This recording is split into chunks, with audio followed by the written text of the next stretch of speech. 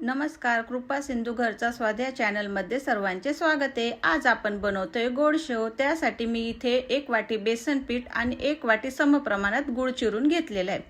आता आपण एका बाउलमध्ये 1 वाटी बेसन पीठ टाकून घेतले। त्यामध्ये आपण 1 पळीभर आपले तेल टाकून घेणार आहे आणि ते तेल जे आहे ते आपण पिठाला छान प्रकारे चोळून घेणार आहेत। आता हे तेल मी कोणत्याही प्रकारे गरम केलेलं नाही, आपलं थंडच तेल मी त्यामध्ये टाकून घेतलेलं आहे। आता हे तेल मी छान प्रकारे पिठाला चोळून घेते, तर त्यामुळे आपली जी शेव आहे ती छान प्रकारे खरपूस तयार होते। तर बघा, अशा प्रकारे आपल्या पिठाचा गोळा तयार होतोय।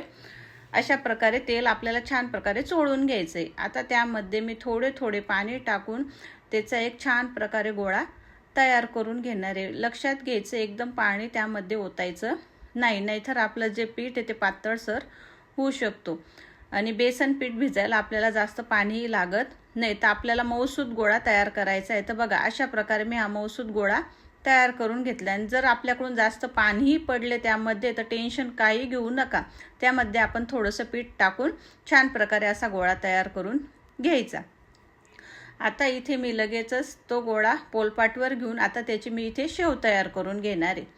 तर आता शेव करण्यासाठी ते छान प्रकारे आपल्याला असे लांबून घ्यायचे, म्हणजे लांब लांब करून घ्यायचे। तर बघा, जसे आपण शेंगोळे तयार करतो त्या प्रकारे आपल्याला ते करून घ्यायचे। आणि साधारणतः जास्त त्याची जाडीने ठेवायची, म्हणजे जाडही नको आणि जास्त बारीकही नको। जशी आपली गोड शेव असते ना मार्केटमधली, त्याच प्रकारे आपल्याला ते करून घ्यायचे। तर अशा प्रकारे मी त्या शेवचे तुकडे करून घेतले। साधारणतः 1.5 ते 2 इंच असे मी चाकूच्या साहाय्याने कापून घेतले। बाकी तुमच्या आवडीनुसार तुम्ही करू शकता। तर लगेच अशाच प्रकारे मी सर्व शेव तयार करून घेतली।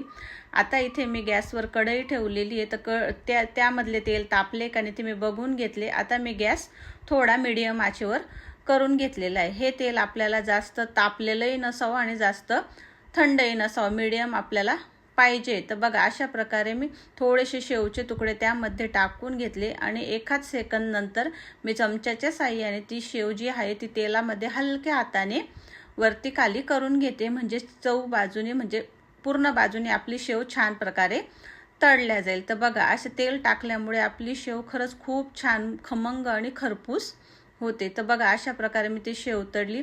या गोड शेवची एक गोड आठवण म्हणजे माझ्या वडिलांनी गोड शेव खूप आवडते। माझ्या वडिलांच्या घरासमोर एक भत्तेवाले काकां ते राहायचे, म्हणजे फरसाणवाले। त्यांच्या इथे शेव बनायची तेव्हा माझे वडील लगेच सांगायचे, जाय गरम गरम शेव बनली आहे, पैसे घेऊन जे आपल्याला घेऊन ये। खरंच या शेवची खरंच खूप गोड आठवण आहे। गोड शेवसोबत वडिलांची गोड आठवण। तर चला, अशाच प्रकारे मी दुसरी उरलेली शेवही तळून घेते। आता लगेचच मी दुसऱ्या गॅसवर एक पॅन ठेवला। त्यामध्ये आपण जो गूळ घेतलेला होता, म्हणजे साधारणतः वजनी पाहणार तर 100 ग्रॅम बेसन पीठ, त्यासाठी 90 ग्रॅम मी इथे गूळ घेतलेला आहे। तुम्ही सरळ वाटीच्या प्रमाणातही घेऊ शकता, फक्त गूळ चिरून घ्या। आता मी गॅस इथे मोठाच ठेवलेला आहे आणि त्या गुळामध्ये साधारणतः आपला पोहे खायचा चमचा असतो इतका मी 2 चमचेच त्यामध्ये पाणी टाकून घेतलेले। यामध्ये जास्त पाणी टाकायचं नाही, नाहीतर आपला गुळाचा पाक खूपच पातळ होईल। तर आपल्याला इथं गॅस मोठाच ठेवायचा आहे। छान प्रकारे आपल्याला पूर्ण गूळ यामध्ये वितळवून घ्यायचा आहे। तर या गोड शेवची खरंच तुम्हाला काही आठवण असेल तर मलाही कमेंट बॉक्समध्ये नक्की सांगा। जत्रेत भेटणारी ही गोड शेव जर आपण घरीच बनवून खाल्ली ना तर खरंच खूप छान लागते। आणि 1 वाटी बेसन पीठमध्ये आपल्याला साधारणतः अर्धा किलो गोड शेव भेटते। तर तुम्ही नक्की ही शेव करून पहा, खायला खरंच खूप छान लागते।